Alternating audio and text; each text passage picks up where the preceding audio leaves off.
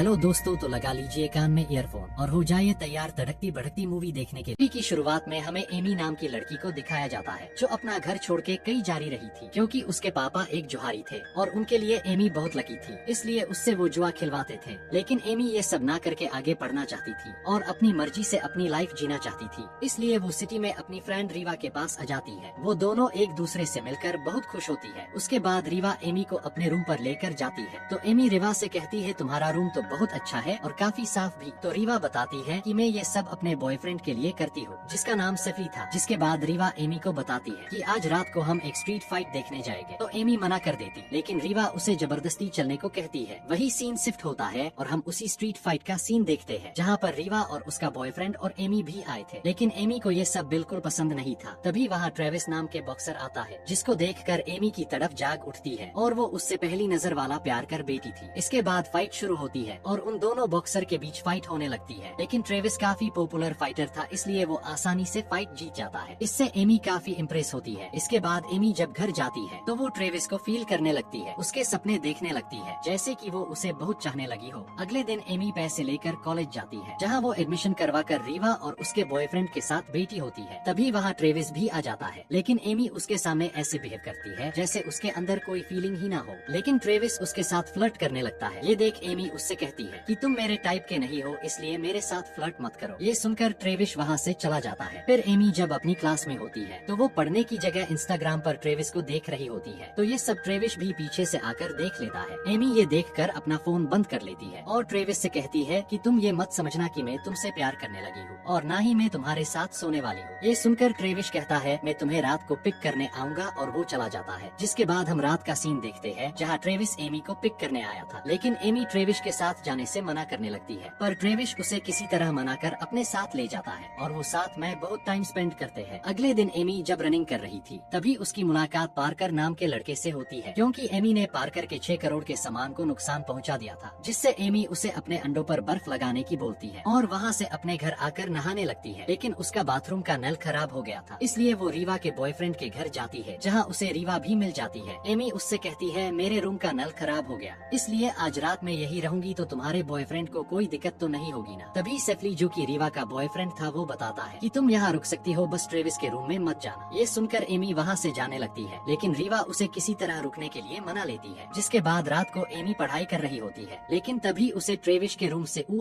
आ की आवाजें आने लगती है। एमी जब देखने जाती है तो ट्रेविस वहाँ किसी लड़की के साथ खपाखप रहा था। ये देखकर एमी डर कर वापस आ जाती है। जिसके बाद वो लड़की जो ट्रेविस से अपना खाता खुलवा रही थी वो वहाँ से चली जाती है। तो एमी ट्रेविस को देखने जाती है। ट्रेविस पीछे से आकर उसे डरा देता है। जिसके बाद वो दोनों बातें करने लगते हैं। एमी ट्रेविस से कहती है कि तुम सच में बहुत ठरकी इंसान हो, तुम तो हर किसी का खाता खोल देते हो। ये सुनकर ट्रेविस एमी को बताता है कि ये सब तो माइंड रिलैक्सिंग के लिए होता है, अगर तुम चाहो तो तुम भी अपना खाता खुलवा सकती हो। खाते से मतलब आप समझ ही गए होंगे, इतने तो समझदार हो आप सभी। वेल मूवी पर आते हैं। इसके बाद एमी ट्रेविस को थोड़ी गालियाँ सुनाकर उसके रूम में पढ़ने चली जाती है। जिसके बाद ट्रेविस वहाँ आता है और एमी को सोने की बोलकर नहाने चला जाता है। ट्रेविस जब नहा कर आता है और अपने कपड़े चेंज करने लगता है तो एमी चुपके से उसे देख लेती है, लेकिन ट्रेविस को इससे क्या, और ट्रेविस एमी के पास जाकर सो जाता है। अगली सुबह जब ट्रेविस का हथियार खड़ा होता है, यानी कि सुबह सुबह तो सभी का ही होता है, तो ऐसे ही ट्रेविस का भी खड़ा था। एमी ट्रेविस के हथियार को चूहा समझकर हाथ घुमाने लगती है, लेकिन जब ट्रेविस उसे जगाकर बताता है तो एमी ये देखकर काफी जोर से चिल्लाती है। शोर सुनकर रीवा और उसके बॉयफ्रेंड भी वहाँ आ जाते हैं। तो एमी ट्रेविस को मार रही थी। ट्रेविस बताता है कि इसमें मेरी क्या गलती है, अगर तुम लड़का होती तो तुम्हें पता होता कि ये सबके साथ होता है सुबह के टाइम। इसके बाद एमी वहाँ से अपने कॉलेज के लिए जाती है। तभी उसे रास्ते में पार्कर मिलता है जिसके उसने पहले अंडों को फोड़ा था। एमी पार्कर से उसके अंडों के बारे में पूछती है, लेकिन ठरकी पार्कर एमी को सीधा डिनर के लिए बोल देता है। ट्रेविस भी वही खड़ा था, इसलिए एमी उसे जलाने के लिए पार्कर को हाँ बोल देती है। जिसके बाद एमी अच्छे से तैयार होकर पार्कर के साथ जाती है जहाँ वो डिनर करते हैं। उसके बाद पार्कर एमी से कहता है कि क्यों ना हम दोनों स्टेडियम चलते हैं, वहाँ एक जोरदार फाइट होने वाली है। जिसके बाद वो दोनों स्टेडियम आ जाते हैं। उसी स्टेडियम में हम ट्रेविस को देखते हैं जहाँ ट्रेविस ही फाइट करने वाला था। सेफली ट्रेविस को फाइट पर फोकस करने को कहता है। वही अंदर एमी फाइट देख रही थी। तभी रेफरी वहाँ आकर अनाउंस करता है कि अगली फाइट बरमुंडा और ट्रेविस के बीच होने वाली है। ये सुनकर एमी पार्कर के सामने बाथरूम का बहाना बनाकर बाहर चली जाती है और ट्रेविस के पास जाकर उसे कहती है कि वो फाइटर तुम्हें मार देगा, तुम उससे फाइट मत करो। ये सुनकर ट्रेविस कहता है कि ओह तुम्हें मेरी फिक्र हो रही है। एमी कहती है ऐसा नहीं है। तो ट्रेविस एमी को बोलता है कि चलो एक शर्त लगाते हैं कि अगर उस फाइटर ने मुझे टच टच भी कर लिया तो मैं 3 महीनों तक किसी लड़की के साथ सेक्स नहीं करूंगा, और अगर मैं उससे जीत गया तो तुम्हें 1 महीने तक मेरे साथ रहना होगा, क्योंकि ट्रेविस खुद एमी का खाता खोलना चाहता था। ट्रेविस की शर्त सुनकर एमी मान जाती है, जिसके बाद फाइट शुरू होती है, लेकिन वो फाइटर ट्रेविस को छू भी नहीं पाता। ये देखकर एमी उस फाइटर से कहती है कि इसका मुंह तोड़ दो, इसको छोड़ना मत। ये सुनकर ट्रेविस खूब मजे करता है और ट्रेविस उस बरमुंडा को हरा देता है और ट्रेविस शर्त जीत जाता है। ये देखकर एमी डर जाती है कि अब तो मेरा खाता खुल के ही रहेगा। तभी वहाँ पार्कर आ जाता है, जिसे कुछ भी समझ नहीं आता। तो एमी पार्कर को कार में ले जाकर उसे शर्त के बारे में सब कुछ बता देती है और एमी पार्कर से गुड नाइट किस मांगती है। पार्कर जब उसे किस करने लगता है तभी वहाँ ट्रेविस आ जाता है। ये देखकर पार्कर डर जाता है और एमी को वहाँ से जाने को कहता है। वही सीन शिफ्ट होता है और हमें एमी को ट्रेविस के साथ दिखाया जाता है, क्योंकि अब एमी को ट्रेविस के साथ 1 महीने तक रहना होगा। एमी ट्रेविस से कहती है कि मेरी बस तुम्हारे साथ रहने की बात हुई है, अगर तुमने मेरा खाता खोलने की सोची तो मैं यहाँ से चली जाऊंगी। ये बोलकर वो सो जाते हैं। अब उनका 1 महीने का सफर शुरू होता है, जहाँ वो धीरे धीरे अच्छे दोस्त बनने लगते हैं और दिन निकलने लगते हैं और 9-10 दिन निकल जाते हैं, जिसके बाद वो धीरे धीरे एक दूसरे के नजदीक आने लगते हैं। थोड़े दिन निकलने के बाद ट्रेविस एमी को अपनी फैमिली से मिलवाने ले जाता है, जहाँ ट्रेविस के भाई और उसके डैड रहते थे। लेकिन ट्रेविस की माँ बचपन में ही उन्हें छोड़कर चली गई थी, जिसके बाद वो सभी साथ में डिनर करते हैं और डिनर करने के बाद वो सभी पोकर खेलने लगते हैं। लेकिन एमी पोकर खेलने से मना कर देती है, जिसके बाद ट्रेविस के भाई एमी को पोकर खेलने के लिए फोर्स करते हैं। तो ट्रेविस बताता है कि मेरे भाई को पोकर में कोई नहीं हरा सकता। ये सुनकर एमी पोकर खेलने के लिए मान जाती है और एमी ट्रेविस के भाई को हरा देती है। तभी ट्रेविस के डैड एमी से पूछते हैं कि तुमने ये गेम कहाँ सीखा। तो एमी बताती है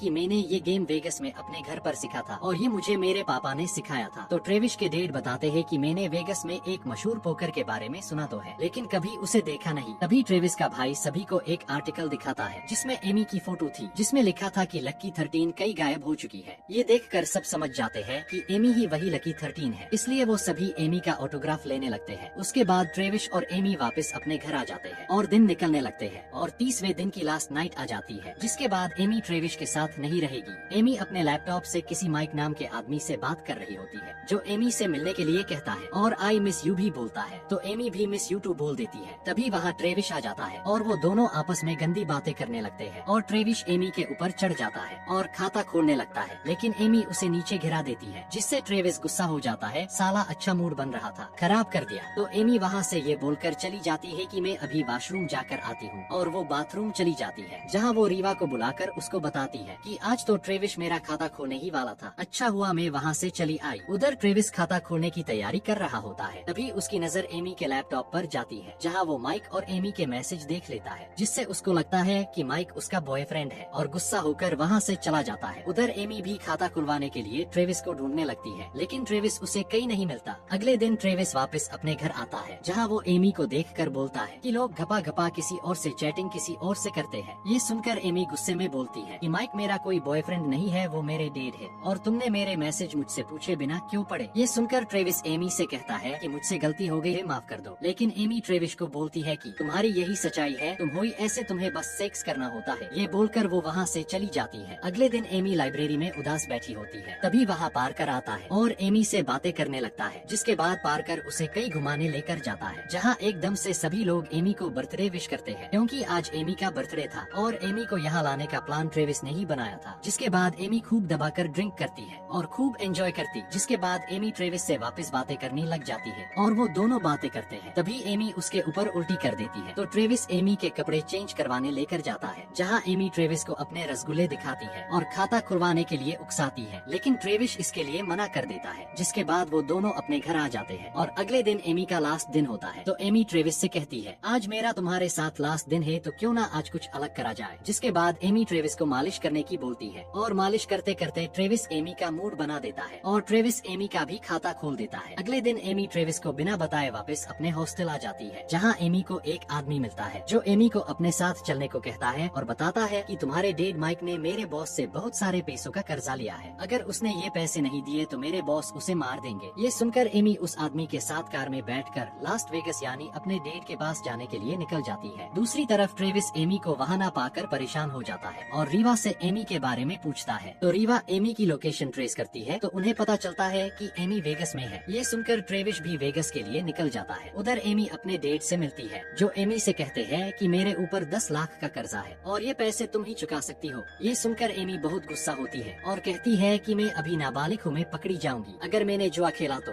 लेकिन एमी के डेट किसी तरह एमी को मना लेते हैं, जिसके बाद एमी एकदम फटाका बनकर जुआ खेलने जाती है, जहां वो बड़े जुहारियों को बुरी तरीके से हराने लगती है और बहुत सारे पैसे जीतने लगती है और कुछ ही देर में वो 10 लाख रुपए जीत जाती है और अपने पैसे काउंटर पर लेने जाती है और पैसे लेकर जाने लगती है। लेकिन वहाँ का सिक्योरिटी गार्ड उसे रोक लेता है, पर वो एमी का पुराना दोस्त होता है। वो एमी से कहता है तुम अभी अंडर एज हो इसलिए तुम ये पैसे लेकर नहीं जा सकती हो और अगर तुम्हें जेल नहीं जाना तो ये पैसे मुझे देकर यहाँ से चली जाओ। और वो गार्ड एमी से वो पैसे ले लेता है, जिसके बाद एमी अपने डेट को कॉल करके ये सब बता देती है और वेगस सिटी को छोड़कर भाग जाने को बोलती है। जिसके बाद उसके डेट का बॉस यानी कि जिससे उसने पैसे उधार लिए थे तो वो एमी को पकड़ लेता है और उसे डराने लगता है। तभी ट्रेविस भी वहाँ पहुँच जाता है और वो उन सबको बुरी तरह से मारकर एमी को वहाँ से ले जाता है, जिससे एमी ट्रेविस से गुस्सा होती है। लेकिन ट्रेविस और एमी रोमांस करने लग जाते हैं और कई तरह से सेक्स करने की ट्राई करने लगते हैं और आखिरकार ट्रेविस एमी को संतुष्ट कर ही देता है। जिसके बाद वो दोनों एक होटल में रुकते हैं और ट्रेविस एमी के डेट के कर्जे को उतारने के लिए सोचने लगता है। तभी उसकी नजर एक फाइट वाले पोस्टर पर जाती है जहां लिखा था जो भी इस फाइट को जीतेगा उसे 10 लाख रुपए मिलेंगे। तो ट्रेविस उस नंबर पर कॉल करके फाइट के लिए नाम लिखवा देता है और वहाँ से चला जाता है। जिसके बाद जब एमी की आंख खुलती है तो उसे वहाँ ट्रेविस नहीं मिलता।